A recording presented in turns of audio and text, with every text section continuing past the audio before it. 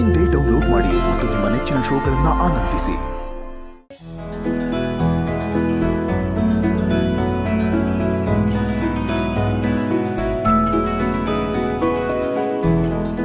ಇದನ್ನ ನಾನು ಆಡಿಟರ್ಗೆ ಎಕ್ಸ್ಪ್ಲೈನ್ ಮಾಡಿದ್ದೀನಿ ಯಜಮಾನ್ರೆ. ಫೈಲ್ನ ಅವರೇ ಸಬ್ಮಿಟ್ ಮಾಡ್ಬಿಡ್ತಾರೆ.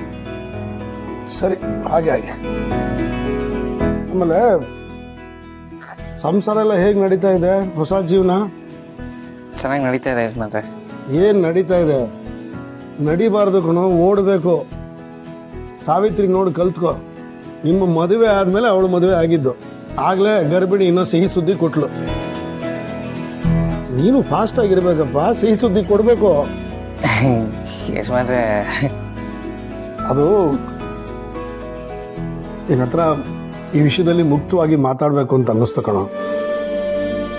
ನನಗೆ ಶ್ರಾವಣಿಗೆ ಹುಟ್ಟೋ ಮಗುನ ಮಡ್ಲಲ್ಲಿ ಮಲಗಿಸ್ಕೊಂಡು ಆಡಿಸೋ ಆಸೆ. ಯಜಮಾನ್ರೆ? ಹೌದು ಕಣೋ.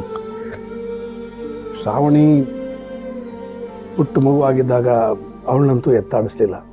ಅದಕ್ಕೆ ಕಾರಣಗಳು ಬೇಕಾದಷ್ಟಿವೆ. ಅದು ಈಗ ಹೇಳಿ ಪ್ರಯೋಜನವೂ ಇಲ್ಲ. ಅವಳಿಗೆ ಸಿಗದಿರೋ ಪ್ರೀತಿ ಆ ಮಗುಗೆ ಸಿಗಬೇಕು. ಇದೆಲ್ಲ ನನ್ನ ಆಸೆಗಳು. ನೆರವೇರಿಸ್ತೀರಾ? ಯಜಮಾನ್ರೆ, ಏನು ಯಜಮಾನ್ರೆ ಹೀಗೆ ಹೇಳ್ತಾ ಇದ್ದೀರಾ? ನಿಮ್ಮ ಆಸೆ ನೆರವೇರಿಸಿದ್ರೆ ನನ್ನ ಅದೃಷ್ಟ. ಆದರೆ ಎಲ್ಲದಕ್ಕೂ ಕಾಲ ಕೂಡಿ ಬರ್ಬೇಕಲ್ಲ ಯಜಮಾನ್ರೆ. ಏನೋ ಗೊತ್ತಿಲ್ಲ ಸುಬ್ಬು, ವಯಸ್ಸಾಗ್ತಾ ಆಗ್ತಾ ಒಂಥರ ಒಂಟಿತನ ಫೀಲ್ ಆಗುತ್ತೆ. ಜೀವನದ ಮೇಲೆ ಆಸಕ್ತಿನೂ ಕಡಿಮೆ ಆಗ್ತಾ ಹೋಗುತ್ತೆ. ನಾವು ಸಾಧನೆನೇ ಜೀವನ ಅಂತ ಬದುಕ್ಬಿಡ್ತೀವಿ. ಆದರೆ ವಯಸ್ಸಾಗ್ತಾ ಆಗ್ತಾ ಗೊತ್ತಾಗುತ್ತೆ ಈ ಸಣ್ಣ ಸಣ್ಣ ಸಂತೋಷಗಳೇ ಜೀವನ ಅಂತ. ಹಣ ಸಂಪಾದನೆ, ಹೆಸರು, ಇದೆಲ್ಲ ಸಂಪಾದಿಸೋ ಬರದಲ್ಲಿ ನಾವು ತಾಳ್ಮೆ ಕಳ್ಕೊಂಡು ತಪ್ಪು ನಿರ್ಧಾರಗಳನ್ನು ತಗೊಂಡ್ಬಿಡ್ತೀವಿ. ಆಮೇಲೆ ಹಿಂತಿರುಗಿ ನೋಡಿದ್ರೆ ನಮ್ಮವ್ರನ್ನೆಲ್ಲ ಕಳ್ಕೊಂಡ್ಬಿಟ್ಟಿದ್ದೀವಿ ಅಂತ ಅನ್ಸುತ್ತೆ. ಆಗ ಒಂಟಿತನ ಕಾಡಕ್ಕೆ ಶುರು ಆಗುತ್ತೆ. ಅದಕ್ಕೆ ಅನ್ಸುತ್ತೆ ದೇವರು ಮಗು ರೂಪದಲ್ಲಿ ಬಂದು ಮೊಮ್ಮಗು ಅನ್ನೋ ಸಂಬಂಧ ಬೆಳೆಸುತ್ತೆ. ನಾವು ಮೊಮ್ಮಕ್ಕಳ ಜೊತೆ ಮಕ್ಕಳಾಗ್ಬಿಡ್ತೀವಿ, ಆಡಿಸಿ ಪ್ರೀತಿ ಕೊಡ್ತೀವಿ. ಇದೆಲ್ಲ ನನ್ನ ಆಸೆಗಳು. ನೆರವೇರಿಸ್ತೀರಾ?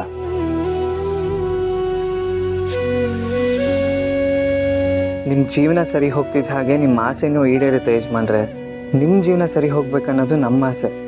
ಆದಷ್ಟು ಬೇಗ ಎಲ್ಲದಕ್ಕೂ ಕಾಲ ಬರಲಿ ಅಂತ ಕಾಯ್ತಾ ಇದ್ದೀನಿ.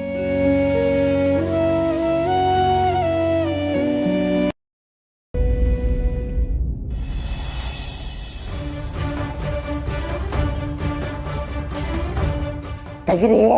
ಏನ? ಅಯ್ಯೋ, ಫೋಟೋನ ಗುದ್ದು ಬಿಡ್ತೀನಿ, ನಂಗೆ ಮೂಗ್ ಒಳಗೋಗ್ಬಿಡ್ಬೇಕು.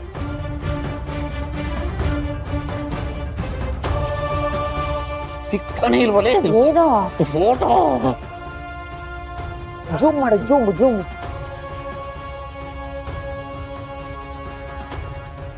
ಓಹೋ, ಸಿಗ್ತಾನೆ ಇಲ್ವಲೇ? ಸಿಗ್ತತಿ. ತೆಗಿತೀನಿ. ಛೆ ಛೆ ಛೆ, ಏನ್ ಮಾಡ್ತಿದ್ದೀರಾ ಬಿತ್ತಿಯವ್ರೆ? ಫೋಟೋ ತೆಗಿತಾ ಇದ್ವಿ. ಫೋಟೋನ ಯಾರ್ದು? ನಮ್ಮಿಬ್ರದೆ ಭಲೆ ಜೋಡಿ, ಸೂಪರ್ ಜೋಡಿ, ಸುಂದರ ಜೋಡಿ. ನೀನು ಬೇಕಾದ್ರೆ ಬಂದು ನಿಂತ್ಕ, ತೆಗಿತೇನೆ ಸೆಲ್ಫಿನ. ಬೇಡ ಬೇಡ, ನನಗೆ ಸಾಕಷ್ಟು ಕೆಲಸ ಇದೆ. ಮೂಗು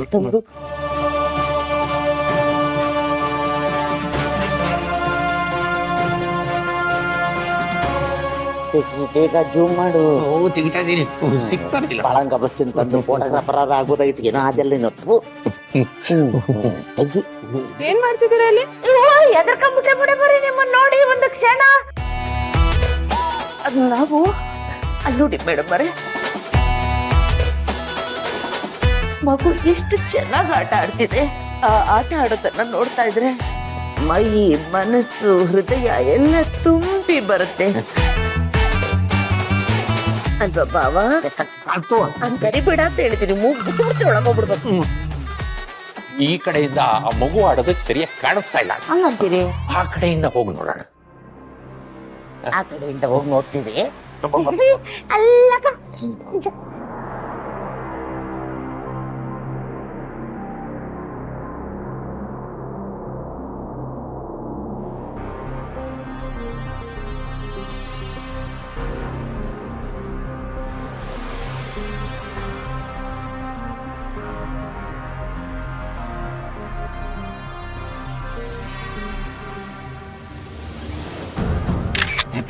ತೆಗ್ದೆ ಕಳ್ಸು ಕಳ್ಸು ಬಂದು ಅಯ್ಯೋ ನನ್ನ ಮಕ್ಕ ಶೆಂಡ್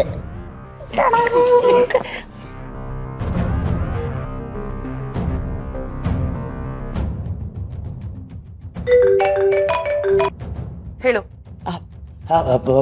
ಬಿಡಬರೆ ಆ ಹುಬ್ಳಿ ಹೆಂಗಸಿಂದು ಫೋಟೋ ಕಳ್ಸಿ ನೋಡ್ರಿ. Very good. ನಾನು ಈಗಲೇ ನೋಡ್ಬಿಟ್ಟು ಕಾಲ್ ಮಾಡ್ತೀನಿ.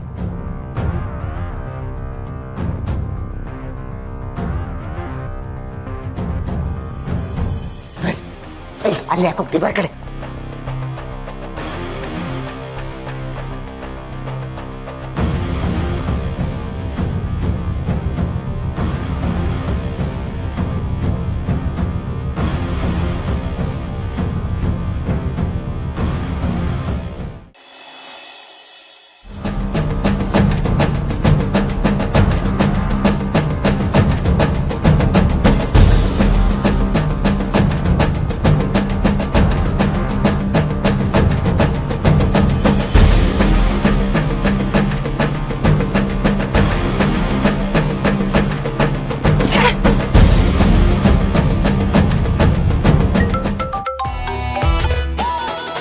ಹೇಳಿ ಮೇಡಮರೇ, ಯಾವ ಫೋಟೋ ಕಳ್ಸಿದ್ಯಾ ನೀನು?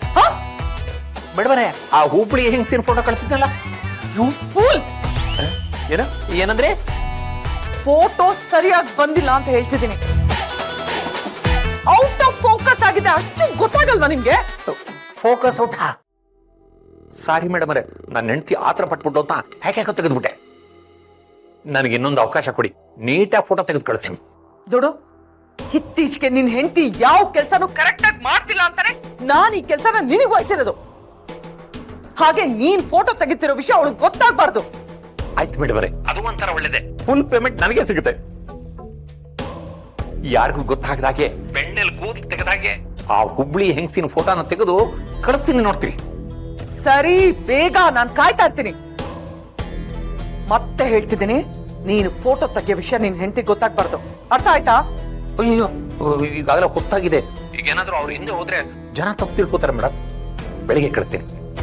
ಸರಿ ಆಯ್ತು, ಬೆಳಗ್ಗೆ ಕಳ್ಸು.